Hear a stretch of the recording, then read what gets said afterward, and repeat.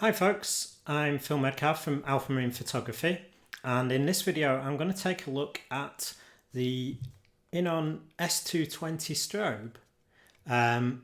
This is currently the only strobe that INON are producing. They used to produce quite a substantial range, but at the moment they just have this strobe on the market, and it's kind of a successor to this one, the S2000.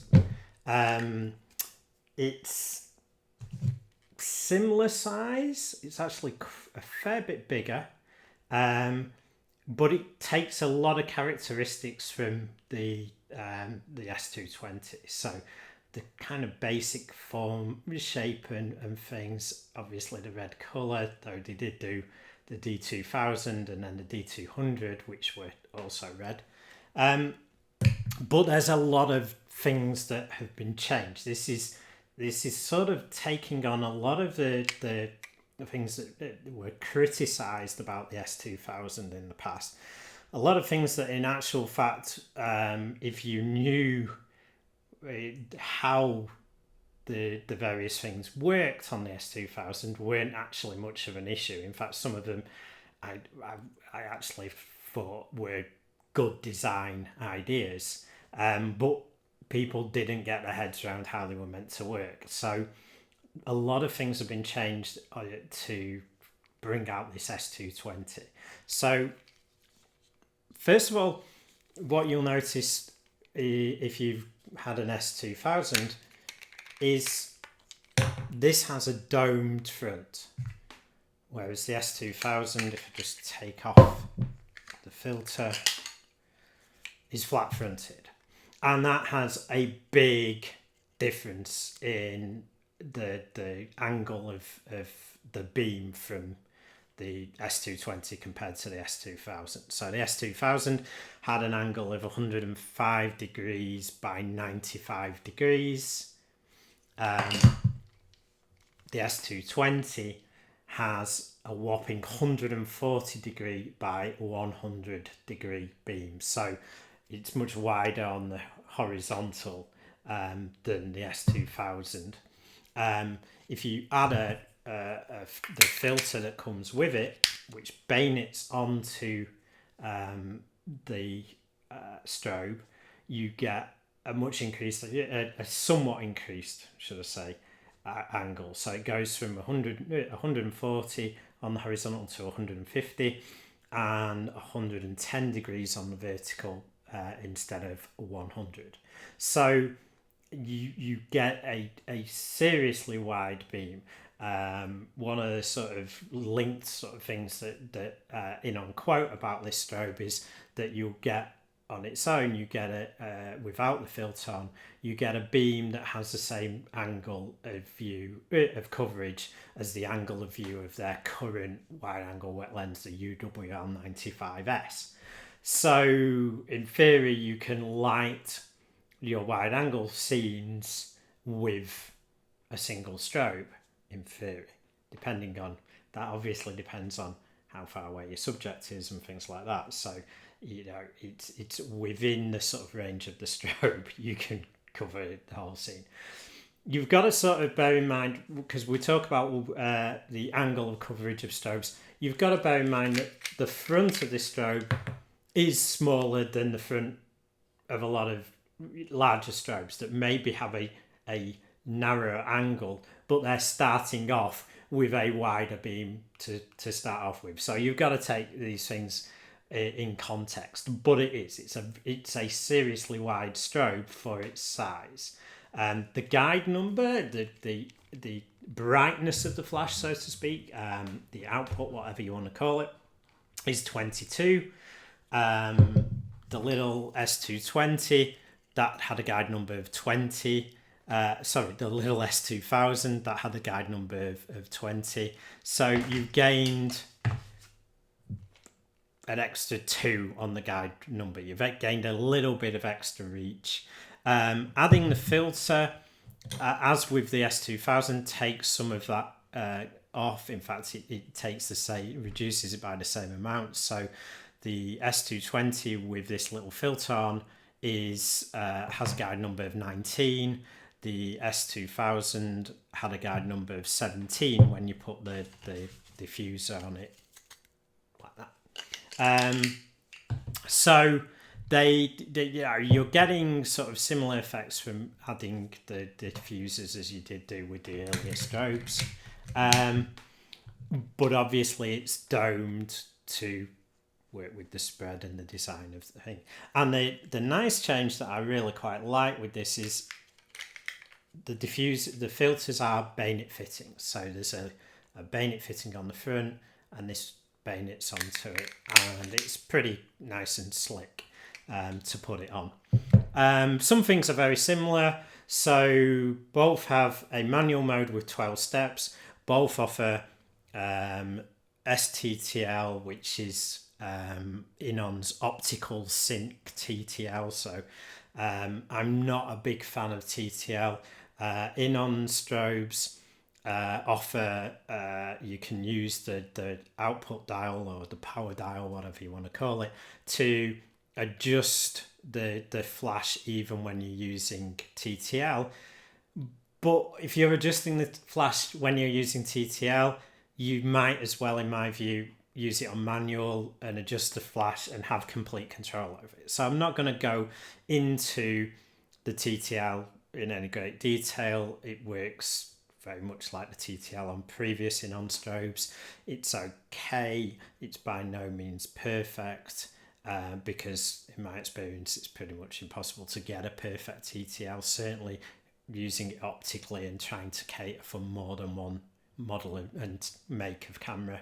You're going to struggle. But certainly it still has 12 manual modes. Those are measured in exposure stops on the back of the strobe dial. So the lowest is minus 5.5 stops and the highest is full. So you can adjust the full power down by as much as 5.5 stops.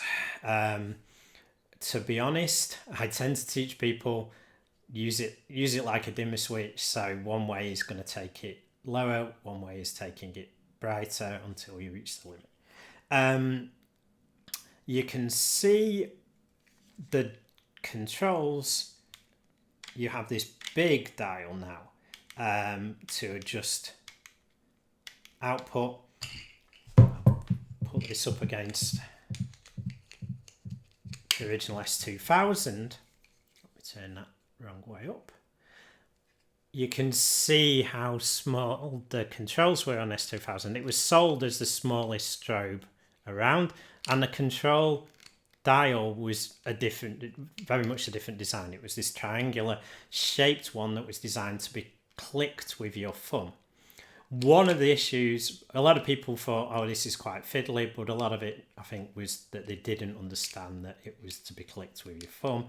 Perfectly usable with gloves on. I never had a problem from that point of view.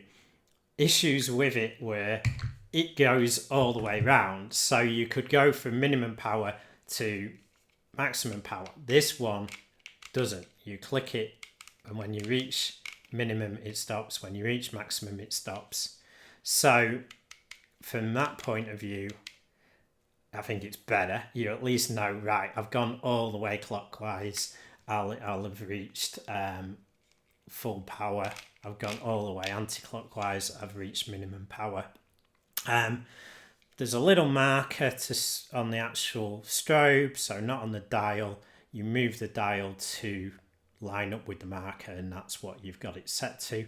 This panel is luminous, so I'm not sure you won't be able to see it really. No. But it is, trust me, it is luminous. So all the white areas on the panel are luminous. That's something you didn't have at all on the S220.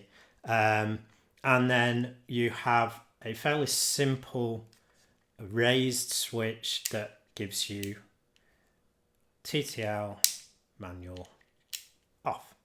And then another switch, and this is another change from the S2000, another thing that caused a lot of confusion on S2000. We have a switch to set the strobe as to whether you are using a camera with a manual flash set, so where it will fire one flash when you want to trigger the strobe, or whether you're using a camera with a an automatic flash where it's going to always fire a pre-flash. So you want the strobe to ignore that pre-flash when you're using the strobe on manual. So that is now a simple switch.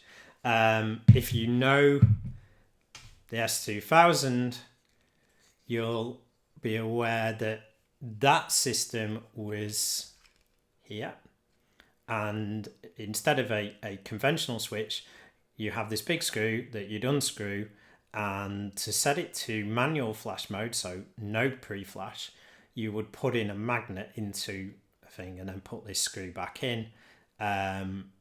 For pre-flash, you just wouldn't put the magnet in. A lot of people found this confusing. Often when people bought these second-hand, they wouldn't get, the magnet would have been lost and they'd have problems getting the strobe working. So this is definitely, with the S220, it's definitely a step in the right, in a good direction. It's made my life a bit simpler.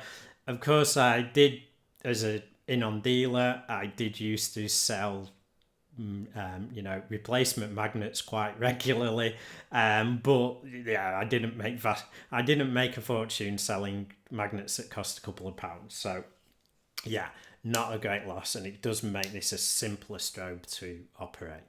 There's some quirky little touches with this. So if you can see the front of the strobe,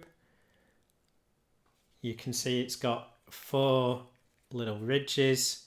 That is because the old S2000 had a flat front, and let me just show you. Hang on, that doesn't work. You could rest them on a flat surface. This is shaped so you can still rest it on a flat surface, which makes it easier when you're changing batteries, which brings me on to changing batteries or putting batteries in. So on this one, the cap is on the back is the same design. It's exactly the same as a lot of previous INON strobes, but we've got an extra O-ring. So they've added a black O-ring as a second thing. So whether they say this will have is reduced the risk of leakage, I do think it sort of does seem to screw down nicer than the previous ones. I don't know, but so hopefully, because the bottom edge of this is going to be against this O-ring, it should act as an extra seal. Now what they haven't changed is the really quite annoyingly fiddly battery compartment cap. I don't know why they've not redesigned this in some way, because it really isn't great. It's like a little spring-loaded thing. It's fiddly to click in when you've got batteries in. It's about the only thing I've ever broken on an INON strobe. I have broken one of these. It still actually works okay, but it was broke. Yeah, they are a bit fiddly and delicate. When it comes to the actual battery compartment, they have changed this slightly, and I don't know why they've done this, because it seems to be more open and fiddlier to get the batteries to sit in the right place than the previous, the S2000s. Who knows? Let me pop that back in. So that clicks in. As I say, it clicks in much easier when the batteries aren't in the strobe. And that screws down. The fitting for attaching a fibre optic cable is INON standard thing, where you screw a little fitting on into this sort of well around it. So you can INON do their own cables. There are third-party adapters available as well that can screw in, so you can use a more generic cable as well. Another change from our trusty S2000, I keep saying S220, sorry. From the S2000 to the S220 is they've moved where the mount goes. So when you're mounting it on a strobe arm, they've decided to move it forwards from the S2000.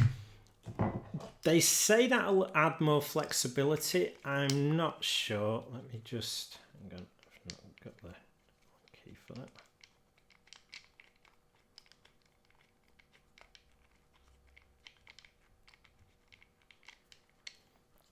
Just pop that on loosely. So this is with the one of INON's ball mounts, their angle ball mount. There are a plethora of mounts available by INON for these strobe, for the whole range of strobes. So they do a cheaper one that's a metal straight one. They do plastic versions of their mounts as well. They do a YS mount. They have brought out a quick release mount, which I'm a little bit wary of. I worry that you're gonna catch the release at some stage and just see your strobe disappear into the depths. So I haven't tested that, so I can't really give my view on it. But I find that the standard ball mounts do a good job, so I don't tend to.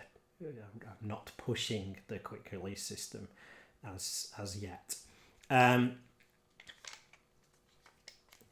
When it comes to sort of performance wise, a few things have changed. You've got a little bit more power, as I've mentioned, but the recycling time has gone slower. So what was 1.5 seconds with the old S2000 it now takes 2 seconds for the strobe to recycle using their recommended batteries, which are Eneloop Pros. There are plenty of other pretty much equivalent strobe batteries around. It runs on AA batteries, so 4 AA batteries. I like that. I know, you'll get a lot of shots out of something that runs on lithium battery. Lithium batteries. There's a lot of strobes now with those in, but lithium batteries are harder to get replacements for. There have been obviously issues with fires involving lithium batteries. I'm just a bit more wary of them. And they're harder to get replacements for, as I've sort of found in kind of trying to get the right batteries for various strobes and lights that I have. Capacity, you'll get about 500 flashes from a set of 4 Eneloops. That's what INON are quoting as their performance. And INON are pretty honest. They test their gear pretty seriously. So if you go to their website, they have performance figures for different types of batteries, including lithium AA batteries.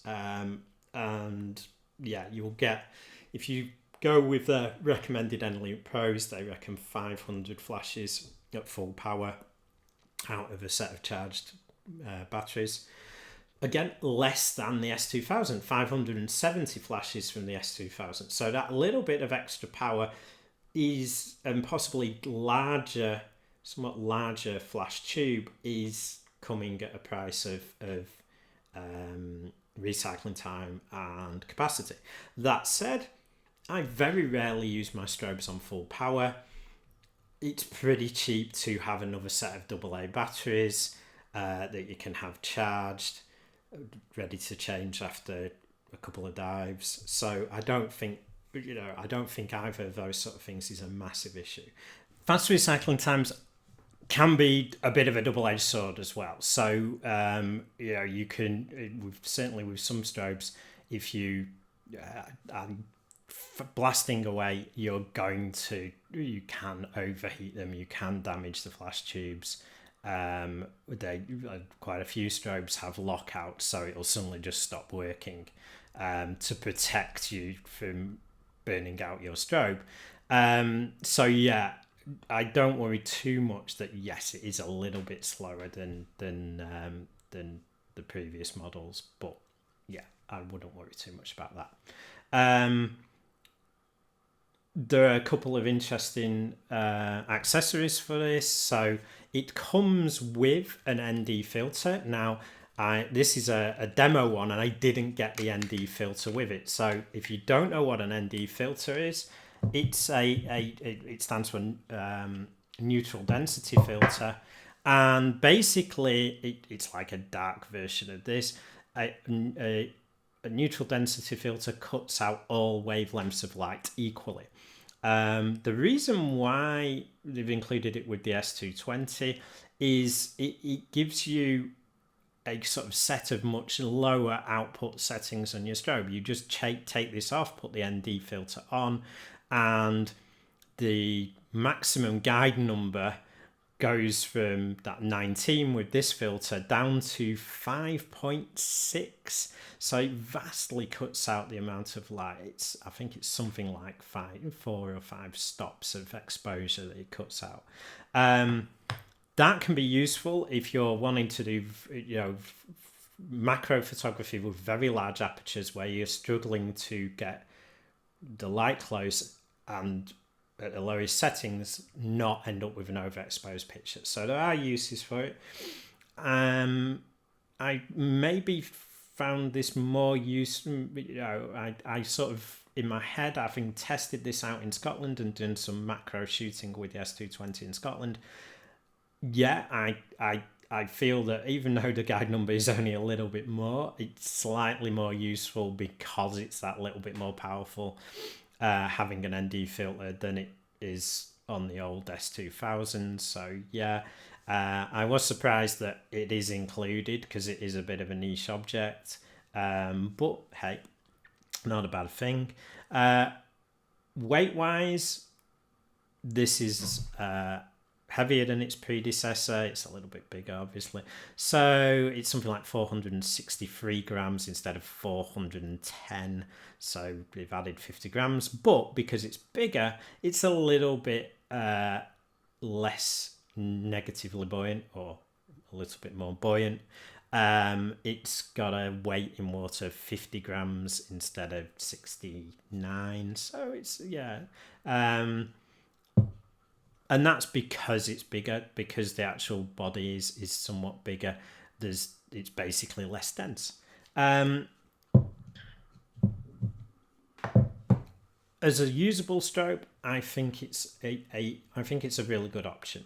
Cost wise, we sell them in the UK for £464. You don't get a mount included, so the mounts start at about £14. As you do get the standard dome filter, you do get an ND filter, you don't get a cable, you don't get batteries, so there are added extras.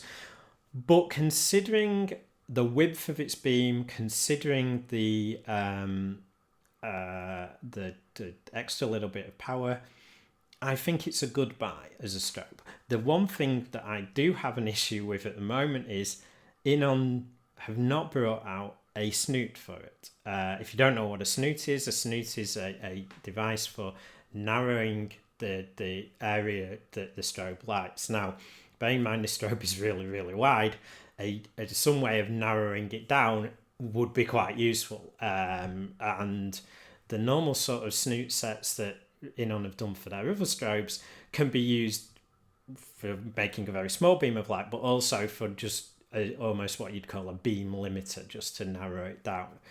We haven't got one of those yet, and this strobe has been out now for a couple of years, and it's sort of asking for one, really. The fact that it's got a bayonet fitting, you would think, well, it would be easy to put one on. There are third-party ones, not many. To my knowledge, the only ones at the moment that are the Marilux ones, which are more expensive than the actual strobe to buy. They're also really quite substantial. Even they're called the soft, and their soft light is still quite a substantial piece of equipment. So there is an option, but to be honest, there are other options out there that cost similar amounts to buying the the Marilux Soft that will include a whole strobe with it. So, but as a general strobe for compact or mirrorless users, I think the S220 is a good option. It's certainly, I would say, the best strobe option in its price range. INON have a good reputation for quality. I've sold a lot of INON strobes, and as far as I can remember, I'm pretty certain we've never had one returned within warranty. In fact, we never had one returned for a fault ever in sort of since 2017 when we started selling them. So yeah, I'm pretty keen on INON because of that sort of level of quality as well. Other strobes are available. I will be doing some more videos. We'll talk about some other strobes. I've got to say thank you to Steve and Lisa from INON UK, who are the importers of INON into the UK, for supporting me as a dealer, and for, in this case, lending me the S220 to try out. Thanks for watching. If you want to know more about us as a company, I'll put a link to our website in the description below. If you aren't in a position maybe to be one of our customers but would like to support us, you can buy me a coffee, and I'll put a link to our buy me a coffee page below as well. So thanks for watching.